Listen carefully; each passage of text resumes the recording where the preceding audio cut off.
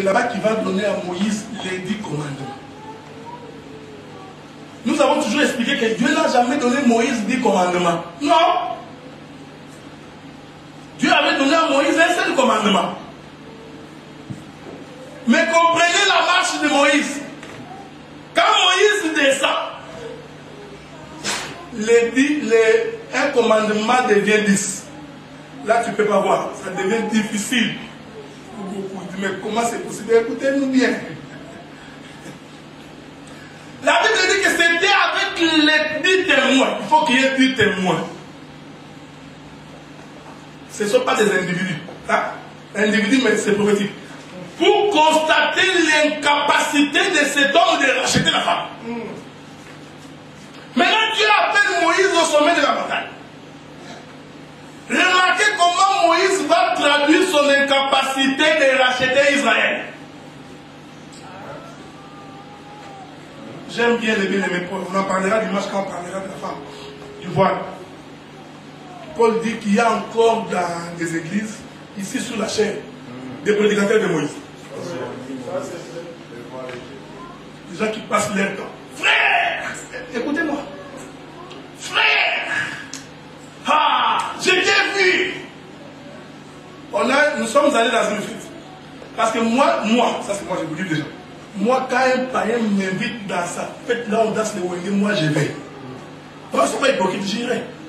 J'arrive, je bois mon coca, je mange, puis je sors. Moi, ça c'est moi. Je n'ai commis aucun péché. Bon, maintenant, comme il y a trop de religieux, mais il ne faut pas être hypocrite. Hein? Quand tu vois la fête, tu commences à regarder ce que le pasteur est là. Pourquoi tu es hypocrite? Moi, quand vous m'invitez, je vais. Voilà. Vous comprenez? Moi, avec ma femme, on va au resto. Là où il y a les blancs. Soit on mange. Tu peux passer avec ton bikini, je m'en fous. Ça ne va pas produire le péché à moi. Si ça produit le péché en toi, c'est que c'est en toi qu'il y a le péché. Oh, tu peux passer là avec ton bikini, ça ne me dit rien. Mais si tu vois, c'est lui. Au-delà de lui, c'est rempli de ça. C'est comme ça que les bonhommes ils ont refusé de regarder la télé pendant un temps. Comme ils ne regardent pas, ils chantent à l'église. Marie Missam va récupérer la chanson de Thomas du Fort du ciel. Elle va chanter, il faut dire, oh, on n'a plus ma chanson. Lui aussi sort à la télé. On les fout dehors. Ça, c'est hypocrite. Je suis allé dans une fête. Et puis, écoutez bien aimé. C'est ça, j'ai toujours dit ça pour les gens qui sont appelés au ministère. Il faut avoir la sagesse de Dieu quand tu commences l'œuvre. Ne viens pas comme Moïse, le visage en front. Tu vas échouer bien. Moi, avec les gens qui dansent les wenge, on cause bien. Je suis allé dans les tables. Ah, déjà, comment ça va? On cause, on est là. C'est comme ça que j'étais devenu très populaire. Parce que tu verras les païens m'aimer bien. Dès que je n'aime pas. Mais je n'entre pas dans leur danse. On se met là, on s'assoit, on cause. Maintenant, toi tu bois quoi? Scotch. Bon, je ne sais pas qu'est-ce que tu bois là. Baglézer ou quoi. Ici, là-bas, et moi, mon jus. Maintenant, moi, mon jus, et avec des bières, on cause. Des fois, ils nous taquinent, vous les pasteurs, vous, on cause. Il y avait un frère qui m'a vu. Là, le frère. Il m'a vu. Tu vois, la table est pleine de bouteilles. Il rentre, il appelle le pasteur. Oh, pasteur Gabriel. Ah, j'ai mis les billes de la bière, ça m'a fait. La bière, ça m'a fait. Et puis nous arrivons à l'église le dimanche, le pasteur se met à lâcher. Alléluia. Ah, le Saint-Esprit est là. Frère, la Bible dit, nous ne sommes pas du monde. C'est bien que l'Écriture dit ça. Moi, directement, je l'ai vu venir. Frère, il m'a massacré, il n'y a pas d'idée. Là, il ne sait pas mon nom, mais je sais que c'est moi. Il a fini sa prédication. Comme il fait. Là, avant de descendre comme ça, je me lève là. Il n'avait jamais vu ça toute sa vie. Non, il a la même. Je me lève. Je dis, pasteur Gabriel, ta prédication est une prédication à motif impur. Amen. Et puis je répète encore, je dis, même si j'avais, parce que c'est de moi qui parle, même si j'avais bu, tel que tu as fait là, ta prédication est un motif impur. Il dit en bas, je dis oui. Parce que l'écriture dit que si tu vois ton frère dans les péchés, va d'abord venir. Tu devais d'abord venir me voir. Parce que je t'informe que je n'avais pas bu d'abord. Un. De deux, tu prêches, tu me prêches. Tout le monde peut savoir que c'est de moi que tu parles.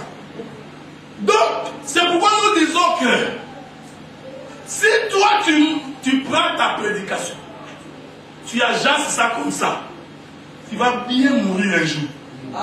Parce que Dieu va te confondre. Parce que moi je crois que de telles prédications produisent la haine, l'animosité dans l'église. Nous n'avons pas fait beaucoup de frères. La sœur allait à l'église, c'est vrai que c'est Dieu qui convertit les cœurs de l'homme. Nous prêchons, nous laissons à Dieu de faire. Bien, si tu veux danser un nombre, nous ne te prêcherons jamais ici. Si on me dit, je dirai à la personne qui m'a dit, va les voir, dis-lui que tu l'as vu. Ne viens même pas, vous savez, ça c'est une mauvaise habitude. N'allez pas dire au pasteur. Déjà là, d'aller dire au pasteur, tu as péché. Tu as vu ton frère, va vers lui. Trouve le courage, tu es un homme, non? Trouve le courage, frère. Je t'ai vu, je m'en fait. Ok, pardon, c'est fini. Mais quand tu passes, qu'on en a vu dans l'église, la soeur était encore debout dedans, nous comprenons. Comme Jacob a dit, Esaü, laisse-moi marcher à mon rythme, parce que j'ai des enfants. Et j'ai des troupeaux qui viennent, soit dans l'été. Laissez-moi marcher à mon rythme, je vais aller. Ça nous disons pour les gens qui sont appelés au ministère. Sans quoi? Tu verras comme ça. Tout le monde va te fuir. Parce qu'ils vont croire que tu es devenu prophète de discipline. La soeur était debout dedans, debout dedans. Le pasteur monte à la soeur, il bombarde. Pourtant, bien aimé, la soeur avait des dons. Dieu était en train de former. Elle bombarde la soeur fou. Maintenant, je la pose et dis, ah, ton ami là, le pasteur Josué, non. Tu sais, il était venu une fois chez moi. Il a trouvé une bouteille de vin dans ma vitrine. Il est allé me pécher. Moi, j'ai dit, Josué, comment tu peux procéder comme ça? Pourquoi tu n'es pas allé causer avec elle? Parce que là, tu vas te rendre compte, au lieu de les rapprocher à Dieu, au contraire, il est parti. Maintenant, écoutez, Moïse va descendre avec les 10 commandements. Nous disons que Moïse n'avait pas reçu 10 commandements. Parce que celui qui devait racheter devait être un.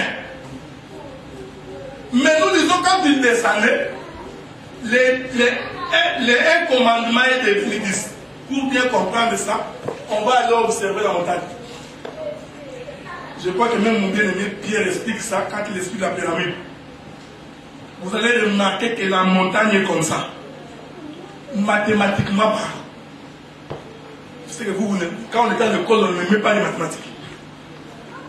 Selon les mathématiques, au sommet de la montagne, il n'y a qu'un seul point. Mais tout au long de la montagne, c'est plusieurs points. Maintenant, Christ vient expliquer ça. Parce que vous allez remarquer que la montagne est comme ça. Un seul point qui produit plusieurs. Je vais coller ça avec Ephésiens chapitre 4. On pose la question à Jésus. Moïse nous a donné 10 commandements. Jésus lui dit non. Il n'y a qu'un seul commandement. En réalité, qu'est-ce que Jésus a fait? Deux langages. Il a pris le peuple et il les a amenés au sommet de la montagne pour qu'ils puissent bien voir. Pour qu'ils voient que là-bas en bas, 10. Mais au sommet, 1. En d'autres termes, Jésus a renversé la montagne. En un seul point, nous entrons, plusieurs nous allons au ciel. Voilà pourquoi Jésus dira, si mes paroles demeurent en vous, les Pères en moi en vous, nous verrons. 1. En réalité, quand nous faisons et quand nous entrons, nous sommes plusieurs. Donc, au sommet de la montagne, c'était 1. Mais quand on descend sur la terre, ça produit beaucoup. Ceci explique ce que l'Écriture dit. Nous sommes tous les membres du corps de Christ, plusieurs membres, mais nous formons un seul corps. Ah, Jésus encore te dit l'hébreu. Là encore, vous allez voir. Nous sommes en train d'expliquer les 10 témoins. J'espère que vous comprenez que je suis en train d'expliquer les 10 témoins. Parce que si vous attendez encore que je revienne là, mais encore je suis en train d'expliquer les 10 témoins. Jésus rencontre 10 lépreux. Pourquoi il ne les a pas rencontrés 11? Pourquoi 10? Il les rencontre, il les guérit. Ils partent. La Bible dit qu'un lépreux va revenir.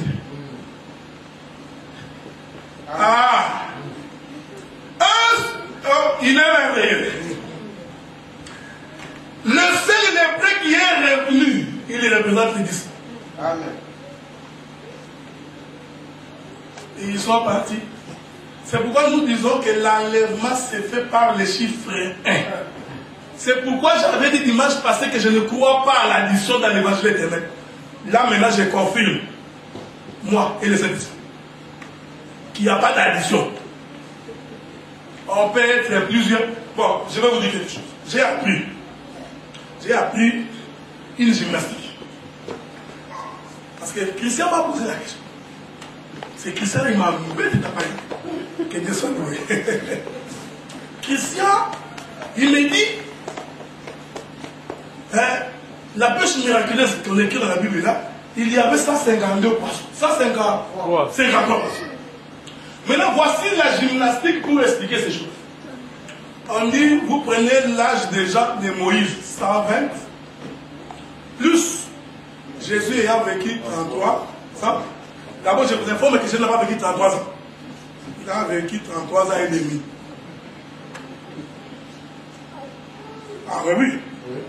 Ah, je vous ai... Non, il n'a pas vécu 33 ans et demi. Les Écritures vont nous aider. Pourquoi on a fermé les ciels pendant 3 ans et demi?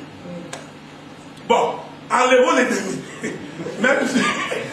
Même si vous voulez qu'on enlève les demi. Écoutez bien, mesdames et seigneurs.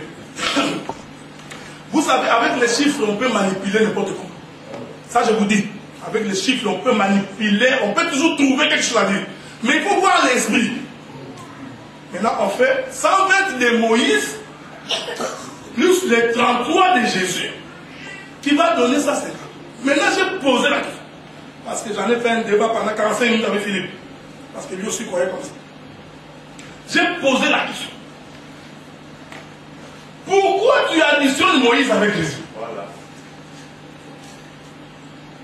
Parce que moi, dans ma lecture de la Bible, je sais que Moïse est l'ombre de Jésus. Je ne l'associe. Écoutez-moi bien, c'est ça. L'homme, c'est ce que vous appelez l'Ancien Testament. Ça, c'est une ombre. Nous avons expliqué que quand l'ombre bouge, c'est que la réalité aussi a bougé. Tu ne peux pas. Non, je vais encore te laisser. Il est l'accomplissement de la loi. Donc, quand tu passes à Moïse, il faut que tu montres comment il s'accomplit à Jésus. Voilà. Tu n'additionnes pas avec Jésus. C'est Élie et Moïse qui fait Jésus. Voilà. Mais on peut dire, parce que j'ai expliqué à bien-aimé que moi j'ai eu la possibilité de partager avec les rosicruciens. Il faut des additions impossibles dans cette Bible-là qui peuvent te faire sortir. La question que nous nous posons, parce que Christ est la réalité. Il n'est pas l'ombre. Il est la réalité. Si tu prends les 120 ans de Moïse, tu dois démontrer son accomplissement en Christ. Tu ne l'associes pas à son âge. Parce que nous pouvons expliquer 120 avec beaucoup d'appui.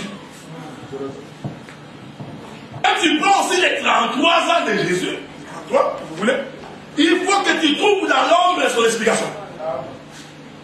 Mais quand tu fais l'addition, voilà, maintenant, ça peut marcher. Parce que l'ombre va rester. Maintenant, il y a encore une autre gymnastique. Jésus a multiplié 5 pains, et puis il a multiplié, d'abord miracle de 5 pains, ensuite de 7 pains. Maintenant on dit 5 plus 7, ça donne 12. J'ai dit comme ça, frère. J'ai dit, en réalité, tu n'as pas additionné. Toi, tu crois que tu as additionné 5 pains plus 7 pains. Tu n'as pas additionné.